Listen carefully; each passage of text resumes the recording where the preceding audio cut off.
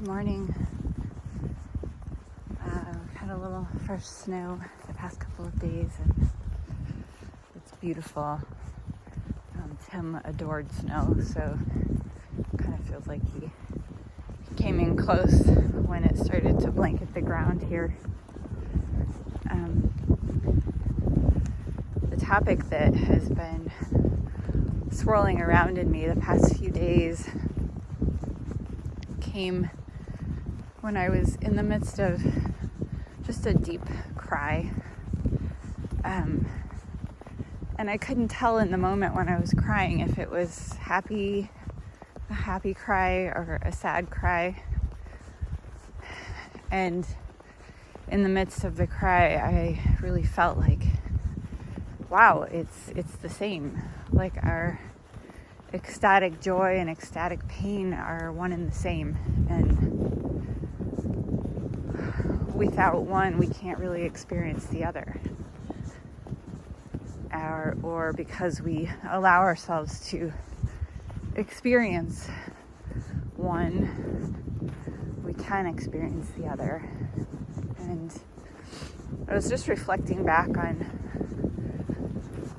the past many years in our life together and painful moments where,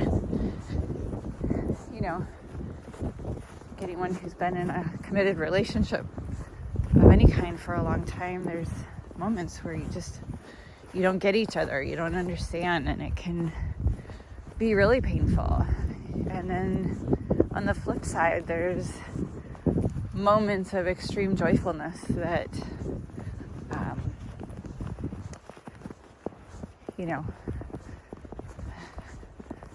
down to the kind of the deepest, most powerful union that two people can experience, where there's just extreme ecstasy.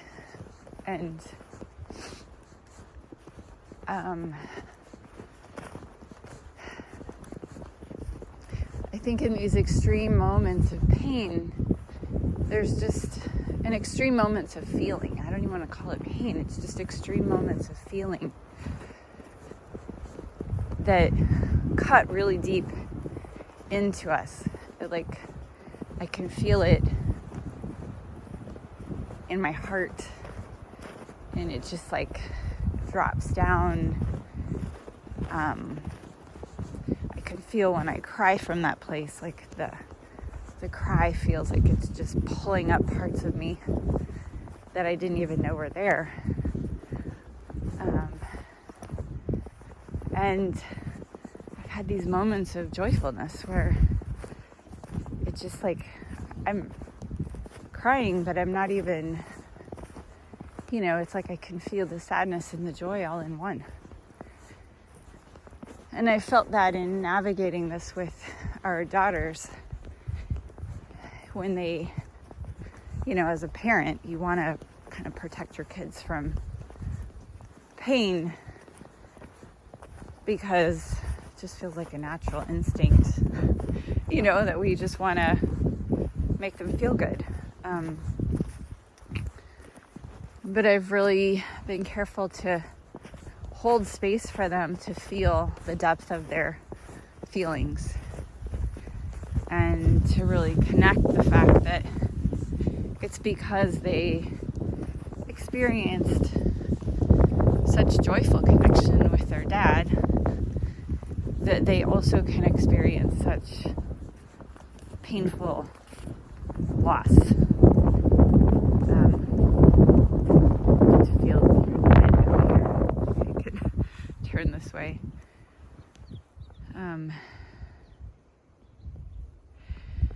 And I find myself just wanting to hold them and hold space for them to feel the bigness of the hard feelings. Because if they don't feel them, then I think what happens is they just get numb. They get kind of chilly and numb, and then they get reactive and tense and are house feels really uncomfortable because there's a lot of unfelt feelings and unexpressed feelings.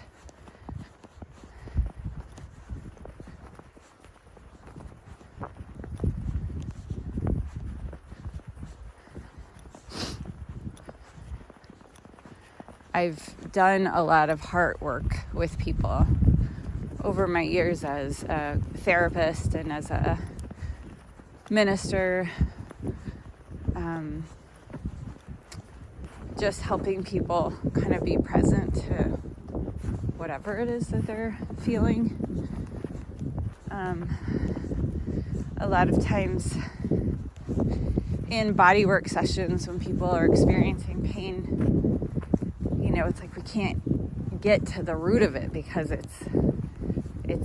we're like chasing symptoms, and when we kind of get to the root, all kinds of stuff can come up, and the body can go through a process that's called unwinding, where just old stuck feelings come to the surface, and it's not always, it's messy. And I think we, as human beings, somehow have been conditioned. Our culture, I think, has, you can't sell messiness very well. It's not something that's easy to market.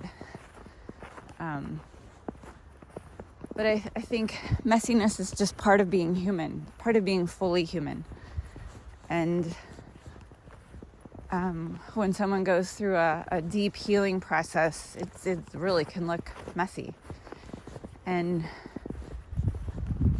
it's not predictable what kind of feelings are going to come up, when and for how long, and that unpredictability can feel really uncomfortable for those of us standing watch, and even for those of us going through it, because we want the surety of we've got to get to do this thing or that thing, or we can't let someone who's about to come into our space see us in this messy state.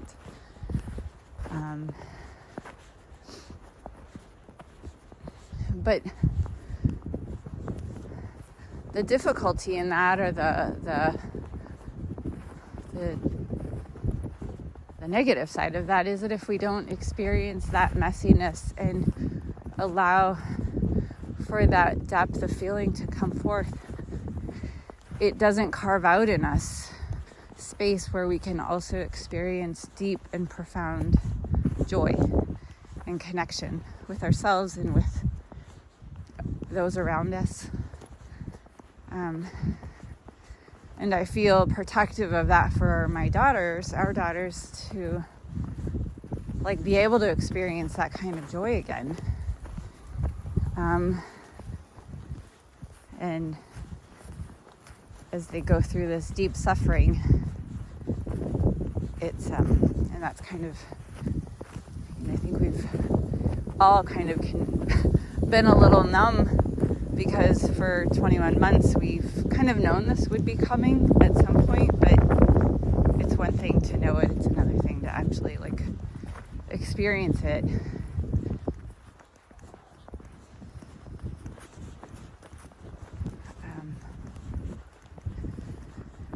So I guess this post is an invitation to feel whatever might be there for you to feel, to embrace the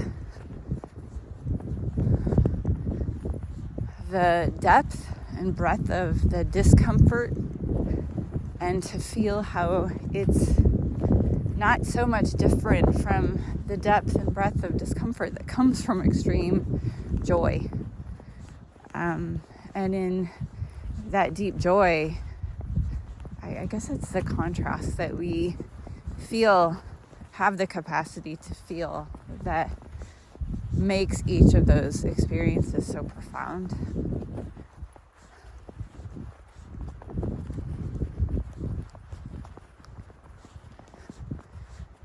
And I think, when we strip away material stuff and,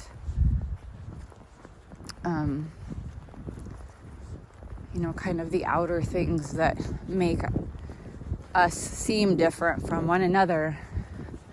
At the core, we all have access to joy and pain. We all have access to just like these raw human experiences that make us way more alike than different.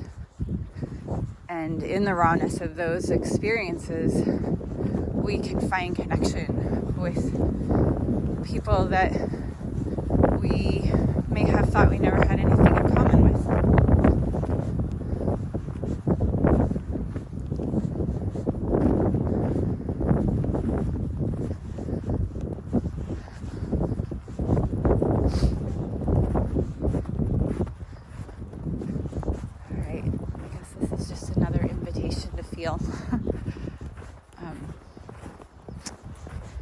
And to be with whatever's going on inside of you, and trust that if you're fully with it and present to it, eventually it will transform into something different, and that in the depth of your pain,